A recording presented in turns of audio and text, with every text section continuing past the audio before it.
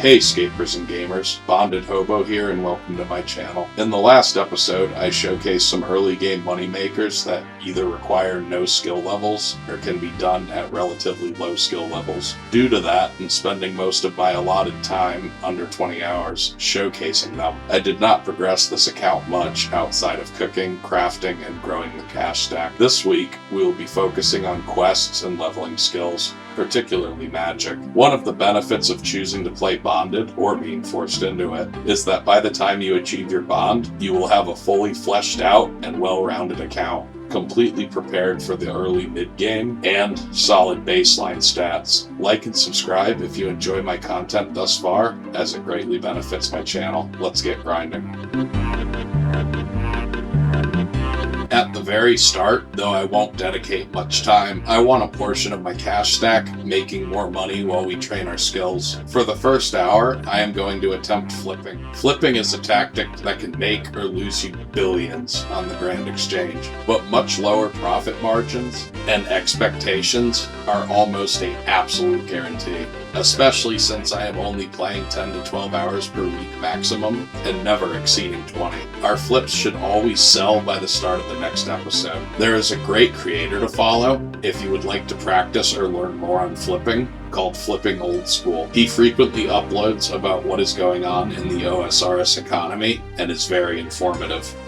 I am going to use the World Hopper plugin from Runelite to make this easier, and for the first hour, I am going to buy out the fishing vendor in Port Sarim for his stock of harpoons and small nets. After listing these on the Grand Exchange, I'll wait until the next day to check the status of these flips. Small, low-risk flips are a great method to earn passive income. While in Port Sarim, I am going to also pick up and complete the Pirate's Treasure quest, Yarg. Before heading out, I am also stopping in Remington to grab the Witch's Potion quest and to pick up the Corsair Curse quest as well. In Falador, I am grabbing the Knight's Sword quest, which I ran out of time to do in the last episode. This week, we are going to push for 40 magic and 500 total level, but I will settle for base 20s in all skills besides range, prayer, and runecraft.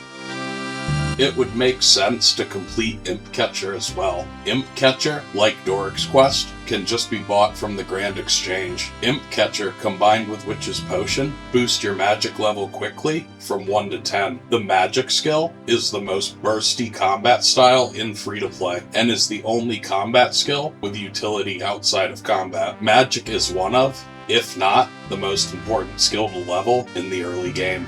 Corsair Curse is a highly useful quest, which unlocks a fantastic area for endgame free-to-play, being the Ogress dungeon and a resource area after completing Dragon Slayer, and can be knocked out with early combat stats. Just keep in mind, you have to defeat a level 36 enemy who attacks with magic, but that is the only requirement for this quest. My time spent in the cow pastures made this a breeze. Miss Stalin Mystery is a hilarious parody quest about slasher films, with a rather recognizable villain. If you are a horror fan, this quest is a love letter to you. It also yields some crafting experience and uncut gems, requiring no skills and very easy combat.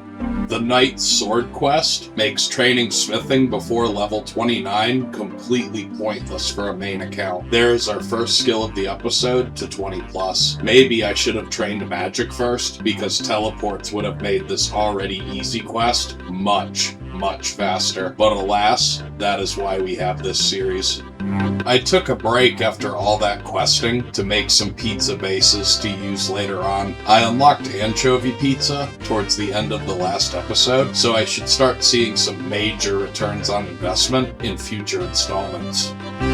I'm going to take a moment to mention our mostly passive financial gains from flipping. Spending only an hour of buying small nets and harpoons each day, while making major progression in the account with quests and skilling, I have passively made over 450k from flips alone, putting me at just over 1 million GP for a bond. I will definitely incorporate flipping when progressing skills. It only takes an hour to prep and makes 250k plus in profits while you train other skills, quest, or combine with other moneymakers.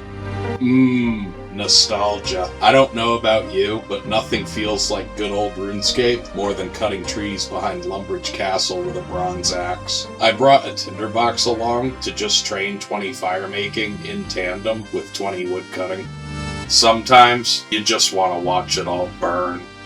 Now that I have level 20 woodcutting, a shiny new steel axe, level 24 fire making, and a total level of 350, it's time to bang out fishing and mining, which can now be done very close together in the Lumbridge swamp. I'm not going to bank my ores or fish, I'm just going to turn my brain off and click for a bit, which for those of you who are new, is about 80% of the game. Whoa, these people are back. These players were in episode 1, now there's more of them. This is making me really uneasy. To level magic until 40, I am going to be lazy and splash train. Splashing is a method that involves using autocast with gear equipped to lower your magic level to the point you will never hit. Unlike other combat styles, magic grants you a small amount of experience for just casting the spell. I bought a goblin staff for autocast from Diego in Draenor Village, equipped my full steel plate armor, and headed back to Port Sarim. Splashing can be a bit costly, and buying runes from the Port Sarim shop will definitely put a dent in my cash stack. But let's be honest, after all that clicking, I want to be lazy, as well as showcase this training method. I put a major dent in my cash stack not being prepared with runes. Due to that, I am going to stop at 37 magic, because that's the baseline for all teleports in free-to-play unlocked. I am going to spend the rest of this episode flipping to recoup my losses. Again, this is why we have this series. Buy ample runes off the Grand Exchange first, before splash training. In closing, this episode wasn't that long. There wasn't much to talk about as far as just getting base stats and doing some questing. Very little explanation needed as far as content or methods outside of attempting to flip for the first time and splash training. My next episode will be a bit unique. Since this channel is a roadmap for those on a very tight budget, I will be doing money-making methods towards a bond, but we'll be talking about ways to access the game cheaply. Our stat gains for this episode are 20 mining, 29 smithing, 20 fishing, 24 fire making, 20 wood cutting, and 37 magic. Our stat goals were barely missed, but we knocked out several quests and did some flipping. Flipping yielded about 250k an hour, which you could easily just flip your way to a bond. I will be doing minor flipping every episode going forward. Here is my playtime to prove I did not exceed 20 hours this week. Our cash stack is currently 892k after having to buy runes from the Port Sarim shop while splash training. I hope you enjoyed this week's episode. Like and subscribe if you are enjoying my content or are using it as a guide to free membership. Please leave any questions or mention things you would like me to talk about in future episodes in the comments. See you next week. Thanks for tuning in.